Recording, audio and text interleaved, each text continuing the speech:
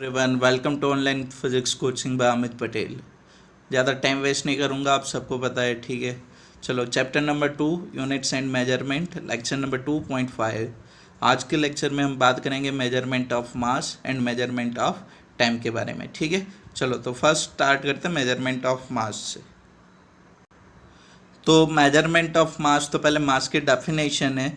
तो आप सबको पता है कि मास कौन है, तो क्वांटिटी ऑफ मैटर, कि बॉडी के अंदर जो क्वांटिटी है, अमाउंट ऑफ मैटर है, वो क्या है, आपकी मास है। सेकंड थिंग, ये जो क्वांटिटी ऑफ मैटर है that is independent of temperature, pressure and location of object और body in space.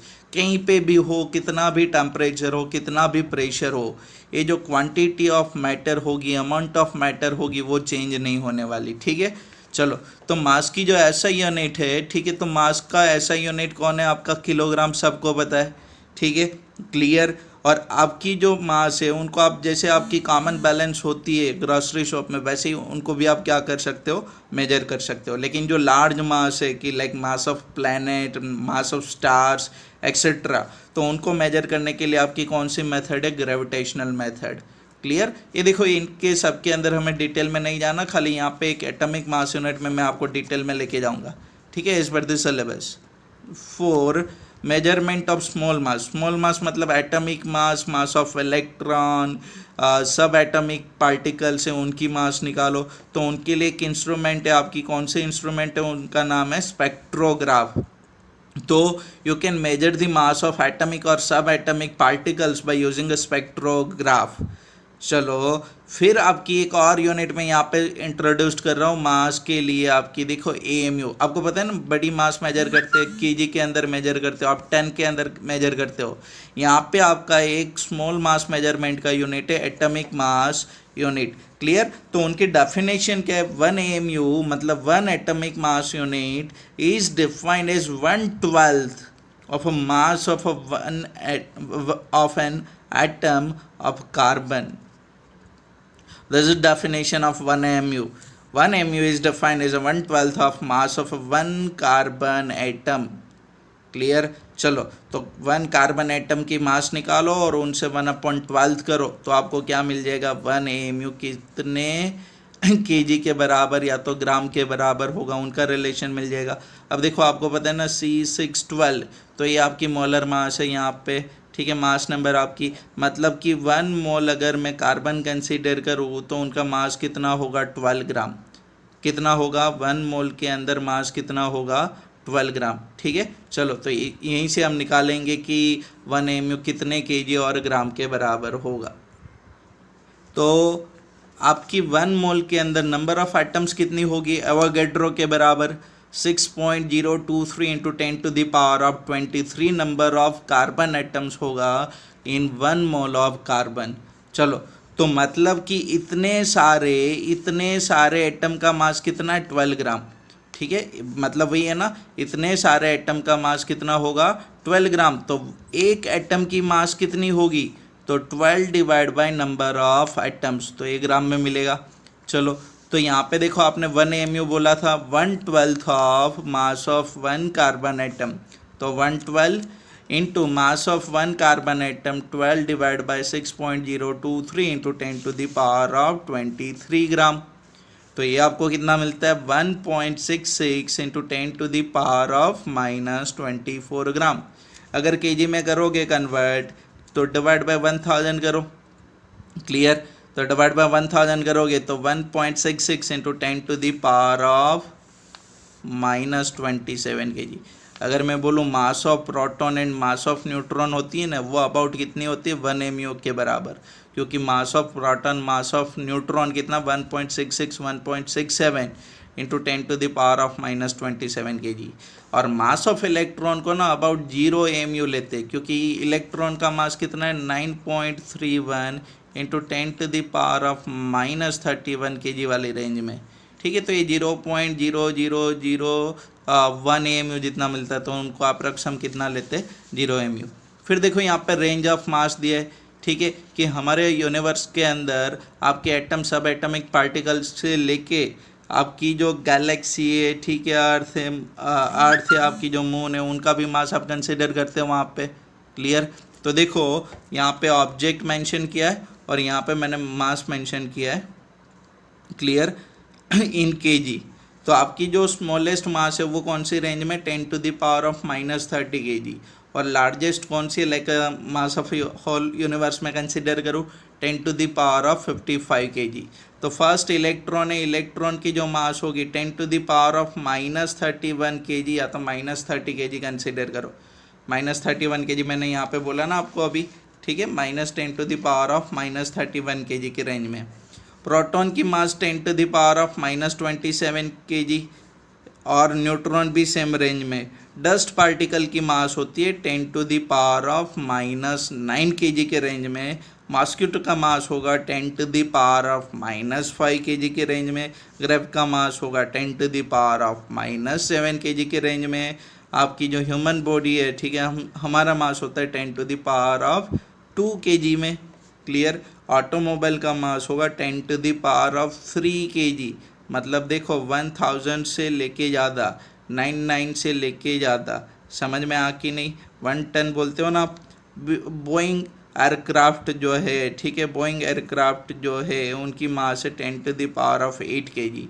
Moon and earth का जो मास है वो अबाउट है in the range of 10⁻23 kg। ये रेंज गिवन है, वेरिएशन पॉसिबल है, ठीक है, कि इलेक्ट्रॉन के, मानो कि ये बेस्ट में ह्यूमन का एग्जांपल दूँ तो किसी का 90 kg होगा, किसी का 80 kg होगा, लेकिन देखो 10⁻2 वाले रेंज है ना वहाँ पे, क्लियर।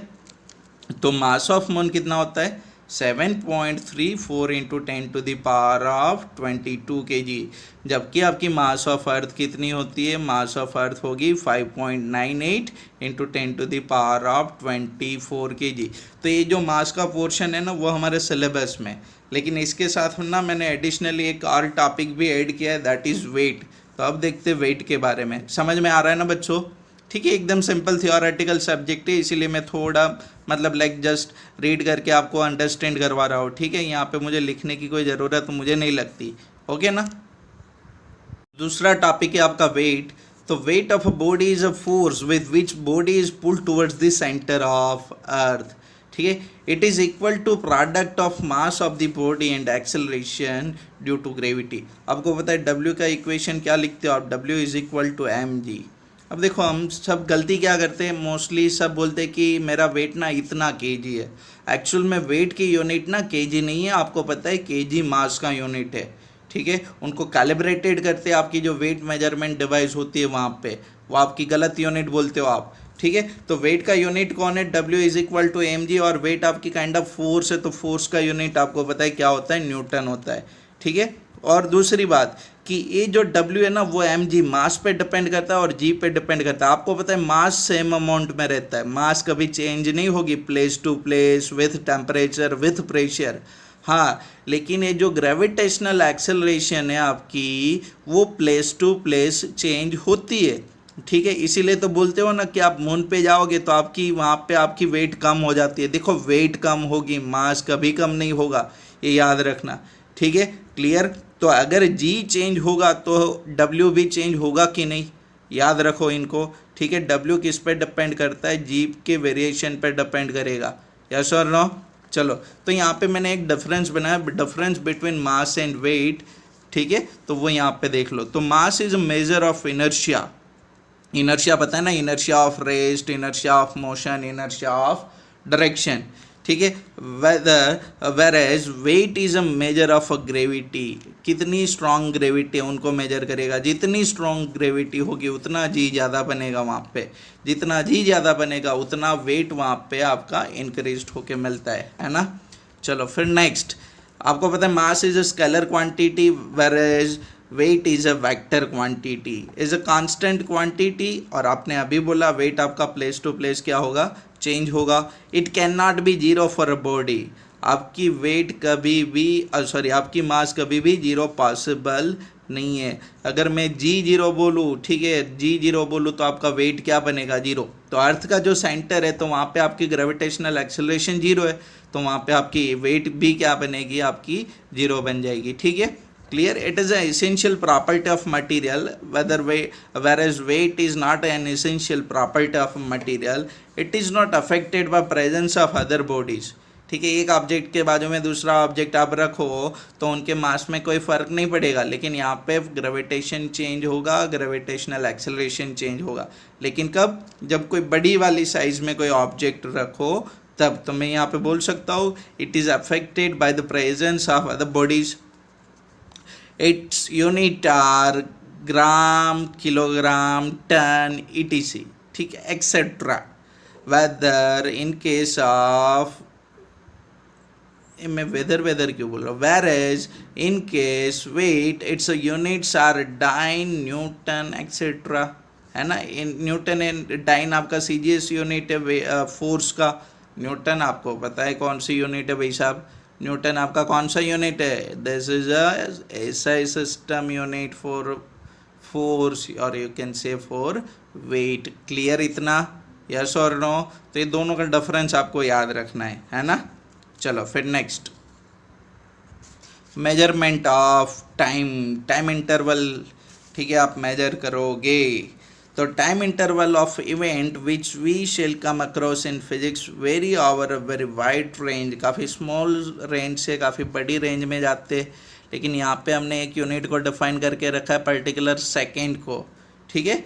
तो आपकी कोई भी टाइम इंटरवल होगी तो उनके लिए मेजर करने के लिए हम क्या करते, क्लॉक को चेक करते, या तो कोई ऐसी फिनोमिनन रिपीट करते, फिनोमिनन चेक करते जो कंटिन्यूसली रेगुलर टाइम इंटरवल के बाद रिपीट हो, ठीक है। तो इन रिसेंट हमारे पास कौन सी स्टैंडर्ड क्लॉक है, एटॉमिक स्टैंडर्ड ऑफ टाइम, ठीक है। और जो किसके बेसिस पे, तो वाइब्रेशन जो सीजियम एटम होगी ग्राउंड स्टेट में, उनके लिए जो हाइपरफाइन लेवल होती है ग्राउंड स्टेट के अंदर, उनके अंदर जो वाइब्रेशन होगा उनसे 1 सेकेंड को डिफाइन किया है, ठीक है। और उनको एटॉमिक क्लॉक भी आप बोलते हो। तो यहाँ पे देखो डेफिनेशन गिवन है आपकी, जो सीजियम एटॉमिक क्लॉक है, तो second is taken as a time. देखो सेकेंड कौन सा टाइम है, 91927770 number of vibrations of radiation corresponding to the transition between two hyperfine levels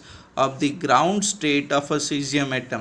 आप आगे जाके ना 12th में स्टडी करोगे एनर्जी लेवल्स, तो दो एनर्जी लेवल के बीच में इतनी नंबर ऑफ वाइब्रेशंस के लिए जितना टाइम आपको रिक्वायर्ड होगा, और ये जो एटम होगा वो एक आपके एनर्जी लेवल्स किसके होंगे, सीजियम 133 एटम के और ग्राउंड स्टेट के अंदर, ठीक है। तो इतने नंबर ऑफ वाइब्रेशंस के लिए, इतने नंबर ऑफ वाइब्रेशंस के लिए जितना भी टाइम रिक्वायर्ड होगा, वो टाइम को आप क्या बोलते हो, 1 सेकेंड। वो टाइम को आप क्या बोलते हो भैया, 1 सेकेंड।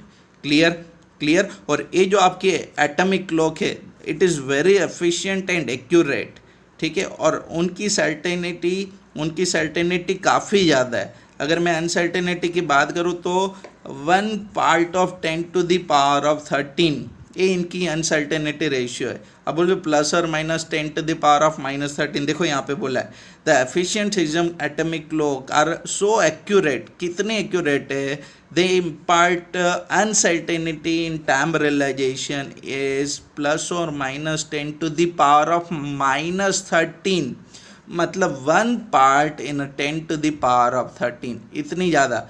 10⁻13 से 13 में एक पार्ट की अनएक्यूरेसी, तो ये देखो ये कितनी ज़्यादा एक्यूरेट हुई।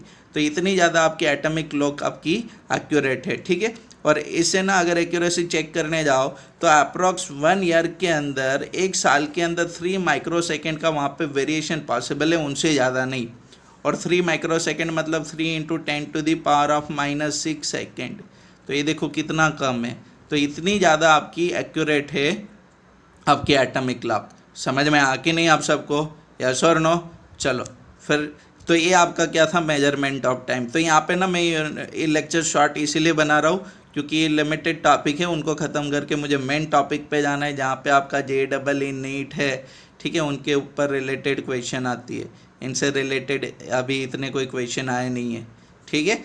चलो, और ये बोर्ड के अंदर भी इतना कोई इम्पोर्टेंट टॉपिक है नहीं आपका। ये देखो थोड़ा इंटरेस्टिंग है, the ratio of longest and shortest length of object in our universe is about to 10⁻41।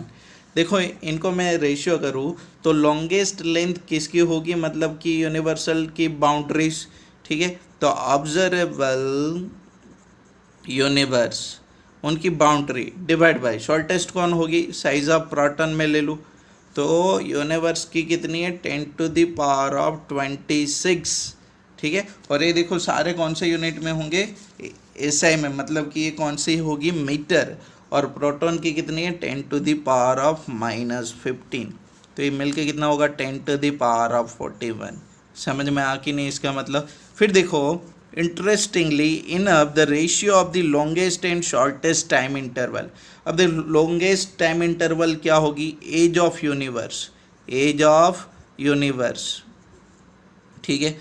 और शॉर्टेस्ट आपकी लाइफ क्या होगी, तो शॉर्टेस्ट है आपकी अनस्टेबल पार्टिकल की लाइफ, मतलब life span of unstable particle, ठीक है। चलो तो एज ऑफ यूनिवर्स कितनी है 10⁻17 सेकेंड्स, ठीक है। और ये जो एज ऑफ पार्टिकल है वो कितनी है 10⁻⁻24 सेकेंड्स। तो ये देखो कितना होगा 17 + 24 10⁻41, मतलब ये भी रेशियो अबाउट इनके रेंज में मिलता है, ठीक है। फिर देखो ratio of largest and smallest masses of object in are universe is 10⁻41⁻²। तो इनका देखते हैं। तो आपको पता है सबसे ज़्यादा मास किसका होगा, मास ऑफ यूनिवर्स। तो मास ऑफ यूनिवर्स और सबसे कम किसके, इलेक्ट्रॉन की, ठीक है। तो मास ऑफ इलेक्ट्रॉन, तो मैंने आपको बोला था इलेक्ट्रॉन का मास हम कौन से रेंज में कंसीडर करते, तो वहाँ पे मास ऑफ इलेक्ट्रॉन। तो मास ऑफ यूनिवर्स कितना है 10⁻55 और मास ऑफ इलेक्ट्रॉन 10⁻30 -30 या तो -31 कंसिडर करो। चलो जैसे टेक्स्ट बुक में लिया है -30, तो यहाँ पे कितना होगा 10⁻85। देखो ये 85 ना 41 से रिलेट करने जाओ तो 10⁻41 और उनका पावर 2 बोल सकता हो। तो पावर 2 ये क्या बनेगा आपको पता है क्या बनेगा, ये 82, मतलब जस्ट थोड़ा नियर अबाउट है, ठीक है। तो ये वाली रेंज में उनके लिए पकड़ सकता हो, ठीक है। तो मैं ऐसे बोल सकता हूँ कि ratio of largest and smallest masses of object in our universe is about 10⁻41², ठीक है। तो ये जस्ट रेंज है उनके अबाउट, एग्जैक्ट ये वाला मिलता है 10⁻85, लेकिन उनके रेंज में यहाँ पे इनको कंसिडर करके बोला है। आपको अब तक सारे लेक्चर समझ में आया ना बच्चों? अगर नहीं समझ में आता ना आप प्लीज़ मुझे कमेंट के अंदर बताया करो, तो मैं वहाँ पे आपको कम्युनिकेट करूँगा, ठीक है। आपको लाइव लेक्चर अरेंज करके दूँगा तो आपको अच्छे से वहाँ पे सब क्लियर होगा। यस और नो, ठीक है।